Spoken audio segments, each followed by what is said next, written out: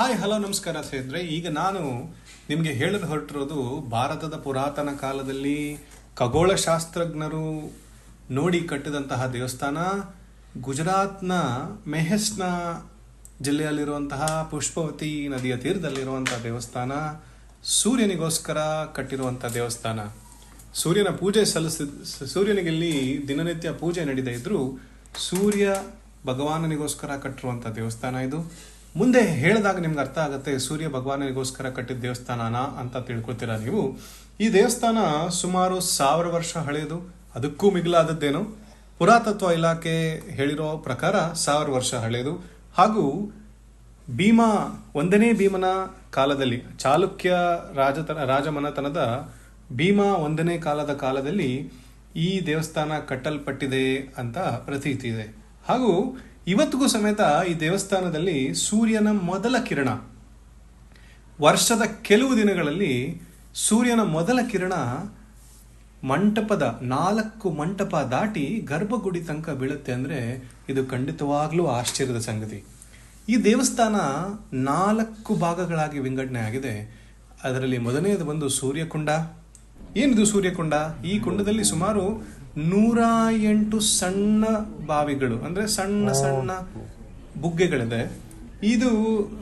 ಇದರ ಪ್ರತೀತಿ ಏನಂದ್ರೆ 108 ದೇವರುಗಳು ಹಾಗೂ ಉಪದೇವರುಗಳಿಗೆ ಕಟ್ಟಿರೋದು ಅಂತ ಪ್ರತೀತಿ. ಹಾಗೂ ಇದರ ಮುಂದಿನ ಭಾಗ ಬಂದು ಗರ್ಭಗೃಹ. ಈ ಗರ್ಭಗೃಹದಲ್ಲಿ ಏನಿದೆ?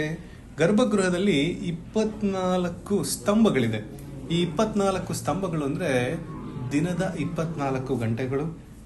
ಇಲ್ಲಿ ಮುಂದಿನ ಭಾಗ ಬಂದು ಸಭಾಮಂಟಪದಲ್ಲಿ 52 ಸ್ತಂಭಗಳಿದೆ. 52 ಸ್ತಂಭಗಳು ಅಂದ್ರೆ ವರ್ಷದ 52 ವಾರಗಳು. ಹಾಗೂ ಗುಡಮಂಟಪ ಅಂತ ಇದೆ. ಗುಡಮಂಟಪ ಅಂದ್ರೆ ದೇವಸ್ಥಾನದ ಪ್ರಾಕಾರ ಅಂತ. ಈ ಪ್ರಾಕಾರದಲ್ಲಿ ಸೂರ್ಯನ 12 ವಿಗ್ರಹಗಳಿದೆ. ಆ 12 ವಿಗ್ರಹಗಳು ವರ್ಷದ 12 ತಿಂಗಳುಗಳನ್ನ ಹೇಳುತ್ತೆ. ಹಾಗೂ ಪ್ರತಿ ಸೂರ್ಯನ ವಿಗ್ರಹದ ಕೆಳಗೆ ಸೂರ್ಯ ಭಗವಾನ 7 ಕುದುರೆಗಳನ್ನ ಏರಿ ನಿಂತಿದ್ದಾನೆ. ಸೊ 7 ಅಂದಿದ ತಕ್ಷಣ ನಿಮಗೆ ಈಗ ನಾನು ಹೇಳಿದ್ದೆಲ್ಲ ಆದ್ಮೇಲೆ ನೆನಪಾಗೋದು ವಾರದ 7 ದಿನ ಅಂತ. 7ಕ್ಕೆ ಅದರದೇ ಆದಂತ ತುಂಬಾ ಇಂಪಾರ್ಟೆನ್ಸ್ ಇದೆ. ಹಾಗೂ ಅಗೇನ್ ತುಂಬಾ ಒಳ್ಳೆ ಇಂಟ್ರೆಸ್ಟಿಂಗ್ ಫ್ಯಾಕ್ಟ್ ಏನಂದ್ರೆ, ಇನ್ನ ಡೀಟೇಲ್ ಆಗಿ ಹೇಳಿದ್ರೆ ದೇವಸ್ಥಾನದ ಇಡೀ ಪ್ರಾಕಾರಕ್ಕೆ ಸುತ್ತಲೂ ಆನೆಯ ಶಿಲೆಗಳನ್ನ ಕೆತ್ತಿದ್ದಾರೆ. ವಾಸ್ತುಶಿಲ್ಪ ತುಂಬಾ ಚೆನ್ನಾಗಿದೆ. ಎಷ್ಟು ಆನೆಯ ಶಿಲೆಗಳಿದೆ? 365 ಸರಿಸುಮಾರು ಆನೆ ಶಿಲೆಗಳಿದೆ.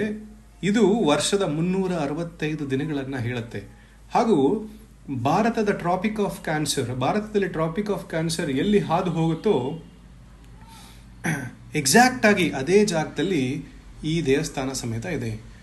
ನಮ್ಮ ಹಿಂದಿನ ಖಗೋಳಶಾಸ್ತ್ರಜ್ಞರು, ಗಣಿತಶಾಸ್ತ್ರಜ್ಞರು ಎಷ್ಟು ಪರಿಣಿತಿ ಹೊಂದಿದ್ರು ಅಂತ ಹೇಳೋದಕ್ಕೆ ಇದೊಂದು ದೊಡ್ಡ ಉದಾಹರಣೆ. ನಾನು ನನ್ನ ಕಣ್ಣಲ್ಲಿ ನೋಡಿ ಬಹಳ ಸಂತೋಷ ಪಟ್ಟಿದ್ದೀನಿ ಈ ದೇವಸ್ಥಾನನ. ನೀವು ಸಮೇತ ಈ ದೇವಸ್ಥಾನಕ್ಕೆ ಬಂದು ಇದರ ಶಿಲಾ ಆಕೃತಿಯನ್ನು, ವಾಸ್ತುಶಿಲ್ಪವನ್ನು ನೋಡಿ ಸಂತೋಷ ಪಡಬೇಕು. ಹಾಗೂ ಲಾಸ್ಟ್ ಬಟ್ ನಾಟ್ ಲೀಸ್ಟ್ ಅಂತ ಹೇಳೋ ಹಾಗೆ ಜೂನ್ 21ನೇ ತಾರೀಕು ಈ ದೇವಸ್ಥಾನದಲ್ಲಿ ನಿಮ್ಮ ನೆರಳು ಕಾಣೋದಿಲ್ಲ.